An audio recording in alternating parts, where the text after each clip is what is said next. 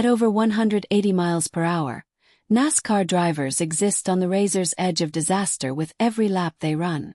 But no one could have predicted that Kyle Busch's story would come to an end the way it did. When Dale Earnhardt Jr. finally came forward with details about Busch's final days, the weight behind his words hit the racing world like a wall. What he described was not simply tragic. It was the kind of thing that leaves you unsettled long after you finish reading it. Because buried inside those final moments was something that many believe the sport never saw coming until it was far too late. In the hours following NASCAR's announcement of Kyle Busch's death, Dale Earnhardt Jr. posted a message on X that brought the entire racing community to a standstill. It was not a standard farewell. There was no generic rest in peace, no scripture. Instead, Dale told a story that had never been shared outside of their closest circle, and in doing so, he completely changed the way fans understood the final chapter of Kyle Busch's life. Dale wrote that he and Kyle had shared what he described as a really challenging existence for many years. If you followed NASCAR at any point between 2005 and 2017, you already know that is one of the great understatements in the sport's history. These two went after each other on the track, off the track, in press rooms, and through the media for the better part of a decade. The Richmond door slam in 2007 alone could fill an entire documentary. And when Rick Hendrick chose to release Kyle from Hendrick Motorsports after the 2007 season specifically to make room for Dale Jr. on the roster, it added a deeply personal layer of tension between the two men that followed them both quietly through the garage for years afterward. But here is the detail that hit everyone hardest. It was Kyle who made the first move toward reconciliation, not Dale. Kyle walked into Dale's motorhome one afternoon and opened up a conversation about how each of them ran their respective racing programs. That was the door. That was the moment two men who had spent years making life difficult for each other decided to try a different path. Dale wrote that they eventually did media appearances together, laughing their way through some of the things they had put each other through over the years. And then came the detail that silenced the internet entirely. He revealed that the two of them had recently been discussing the possibility of Kyle driving one of Dale's late model cars at North Wilkesboro that summer. They had arranged to meet the following Thursday so Kyle's seat could be fitted at the JR Motorsports shop. Kyle was genuinely excited about it. Dale said Kyle had laughed at the thought of his own fans and JRM fans being forced to cheer for the same car in the same race. That Thursday meeting was scheduled for May 29th. Kyle Busch died on May 21st. 8 days short of what would have been one of the most heartwarming moments in modern NASCAR history. And now you are left sitting with the reality that one of the greatest rivalries the sport has ever seen did not end at a finish line or in a championship battle. It ended in a text thread about seat measurements and a Thursday appointment that will never happen. That is how close they were to something truly special. But Dale's tribute was not the only thing that rattled the NASCAR world that week. Because the 11-day timeline leading up to Kyle's death is one that still does not sit right with a lot of people, and it all traces back to a radio call that no one thought anything of at the time. On Sunday, May 10th, Kyle Busch was competing in the Cup Series event at Watkins Glen in upstate New York. He was behind the wheel of the number 8 Chevrolet for Richard Childress Racing, and for the first time all season, the car had genuine speed under him. He was running inside the top 10, making moves, looking every bit like the driver fans remembered from his Joe Gibbs racing years. Then, with a handful of laps remaining, he keyed his radio and said something that would take on an entirely different meaning after May 21st. He asked his team to track down a specific doctor named Bill Heisel at Ortho Carolina. He said he needed a shot after the race. His spotter asked whether he wanted the doctor waiting at his car or at his motorhome. Kyle said the motorhome. That exchange went out live over the Fox Sports broadcast, and Mike Joy walked viewers through it without any sense of alarm whatsoever. The explanation at the time was simple. Kyle had been dealing with a sinus cold all week, and Watkins Glen is a road course full of elevation changes and high G-force corners that turn any kind of sinus pressure into a miserable experience. Sinus cold plus a demanding road course equals a rough afternoon. That was the whole story. He finished 8th, the best result of his entire 2026 Cup season, and the racing world moved on without a second thought. But that moment reads very differently now. Bill Heisel is not a random trackside medic. He is the director of motorsports medicine at OrthoCarolina and the most trusted medical professional in the NASCAR garage. He has spent over a decade working alongside Cup Series teams. Drivers do not ask for Bill Heisel by name unless they know exactly who he is and precisely what they need. Bill knew. It is also worth noting that this was the same day his daughter Lennox celebrated her 4th birthday, which means that while a little girl was blowing out candles at home, her father was 2 states away at a racetrack asking a doctor for a shot. Kyle finished the race and carried on with his week. 5 days later he would tell reporters he still was not feeling right. But on May 10th, the clock had already begun. And the sinus cold that everyone shrugged off was quietly becoming something far more serious. On Friday, May 15th, Kyle Busch arrived at Dover Motor Speedway for the NASCAR Craftsman Truck Series race and drove like the best Truck Series competitor the sport has ever produced, because that is exactly what he was. He qualified on pole. He swept both stages. He led 147 of 200 laps. He crossed the finish line more than 3 seconds ahead of Ty Majeski and claimed his 69th career Truck Series victory, a record that may stand forever. After the race, Fox Sports reporter Amanda Busick asked him why winning never gets old. The answer he gave now exists in an entirely different context than the one it was spoken in. He said you take whatever you can get because you never know when the last one is going to be, so you cherish every single one of them. Trust me on that.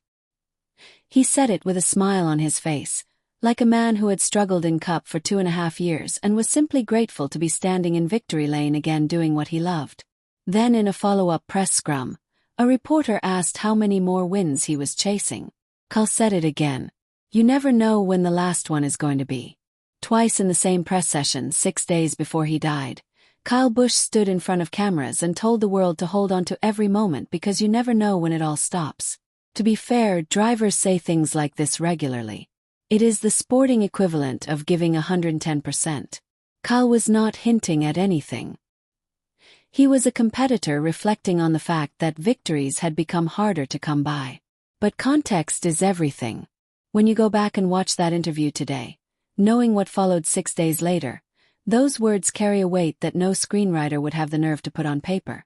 The following day, Saturday the 16th, Kyle spoke with reporters again at Dover and acknowledged he still was not feeling himself.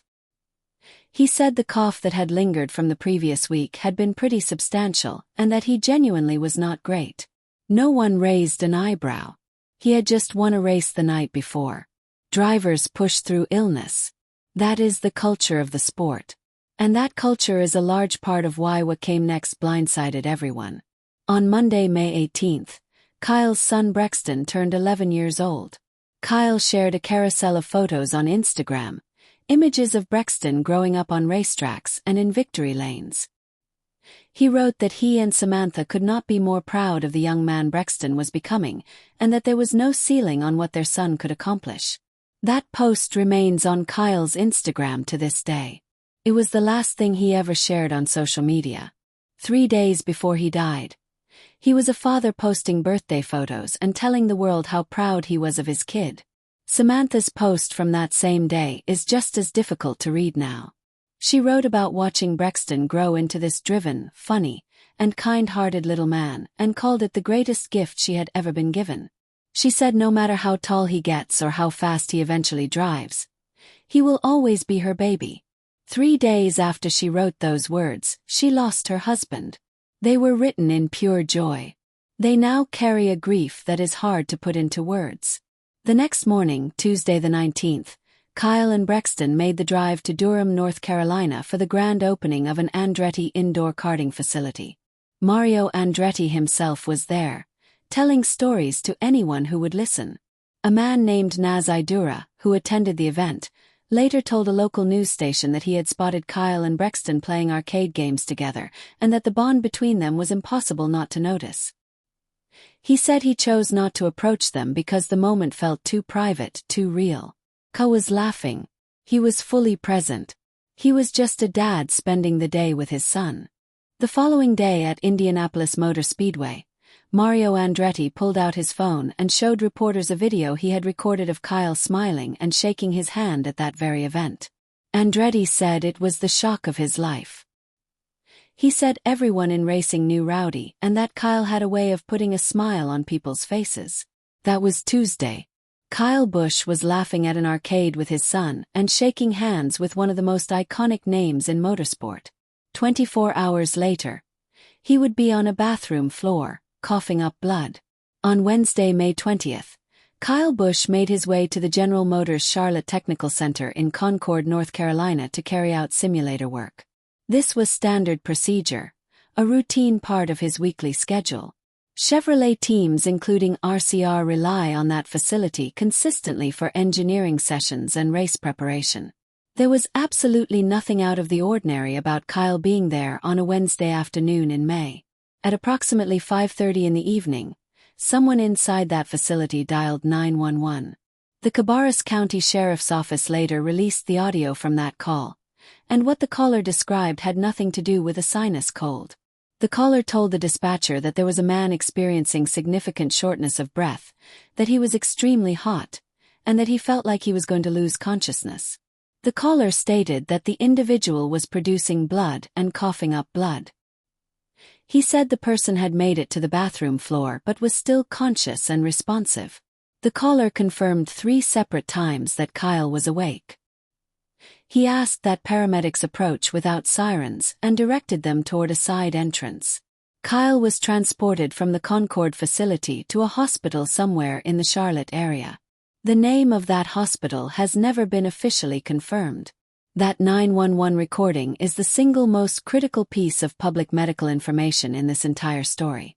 It is the only window we have into what was actually happening inside Kyle Busch's body in his final hours. Everything that came before, the sinus cold, the shot request at Watkins Glen, the persistent cough at Dover, those were signs of something building underneath the surface.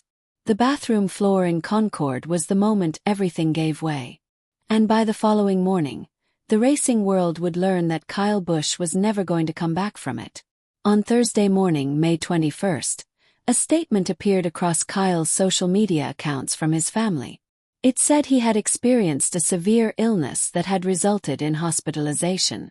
It said he would not be participating in any scheduled events at Charlotte Motor Speedway that weekend. Richard Childress Racing announced Austin Hill as his replacement for the Coca-Cola 600. RCR's statement said Kyle's number 8 Chevrolet would be ready and waiting for him when he recovered. Few hours later, everything changed. A joint statement from the Busch family, Richard Childress Racing, and NASCAR confirmed that Kyle Busch had passed away. The statement described him as a future Hall of Famer, a generational talent, the kind of competitor who comes around once in a lifetime. It named Samantha, Brexton, Lennox, his parents and Kurt. It said the entire NASCAR family was devastated. And then it provided exactly 2 words as his cause of death. Severe illness. Nothing more. No hospital name. No diagnosis. No explanation of how a man who was laughing at an arcade on Tuesday ended up gone by Thursday morning. NASCAR CEO Steve O'Donnell addressed the media the following day at Charlotte Motor Speedway. He called Kyle an American badass. He said Kyle would almost certainly be furious if they chose not to race that weekend, so they were going to honor his memory the only way that made sense, by doing what Kyle loved. When a reporter asked about the cause of death, O'Donnell said they were barely 24 hours removed from receiving the news and that out of respect for the Busch family, he was not in a position to go into specifics. He promised that transparency would follow in time. Then O'Donnell shared one final detail that left the room gutted. He said Kyle had sent him a text message on Tuesday, the same afternoon he was at the Andretti event with Brexton. The message read, "Hey man, what do you think about an over 40 rule so I can run all the Truck Series races next year?" O'Donnell said through tears that they had actually brought it up in an internal meeting on Wednesday and agreed it was worth pursuing. That meeting took place while Kyle was collapsing in a building less than 30 minutes away. Richard Childress Racing also announced that the number 8 would be retired indefinitely. The organization stated that Kyle had been personally involved in designing the look of that car number, and that no one else could carry it the way he had. They made clear that the number 8 belongs to Brexton Busch, whenever the day comes that he is ready to go racing in NASCAR. The decision directly mirrors what RCR did in 2001 following the death of Dale Earnhardt Sr. at Daytona, when the number 3 was parked until Austin Dillon was old enough to take the wheel. Tributes flooded in from across the sport. Denny Hamlin called Kyle the Kobe Bryant of racing. Brad Keselowski described it as an absolute shock and urged people to hold their loved ones close. Jimmy Johnson called Kyle one of the most gifted drivers he had ever competed alongside. William Byron said Kyle was the finest mentor he could have asked for. Bubba Wallace said his eyes hurt from crying and his heart hurt from the pain of it all. Joe Gibbs Racing said their hearts were broken. Rick Hendrick said he had watched Kyle grow up in the sport he loved. But one voice in the entire NASCAR world has remained completely silent. Kurt Busch, Kyle's older brother. The man who stood in front of reporters in 2001 and told them his little brother was the better driver in the family. The man whose own career was cut short in 2023 by a concussion he was never able to fully recover from. The man who was inducted into the NASCAR Hall of Fame in January of 2026, just 4 months before his brother died, with Kyle standing right beside him on the red carpet. Kurt's Instagram has gone quiet. His X account has gone quiet. The joint statement from NASCAR included his name alongside Samantha, Brexton and Lennox, but Kurt himself has not yet found the words. And honestly, it is impossible to blame him for that. 'Cause how do you sit down and write something about the kid you told the whole world was better than you?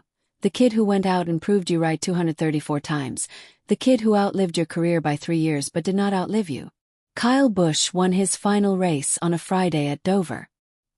He celebrated his son's birthday on a Monday.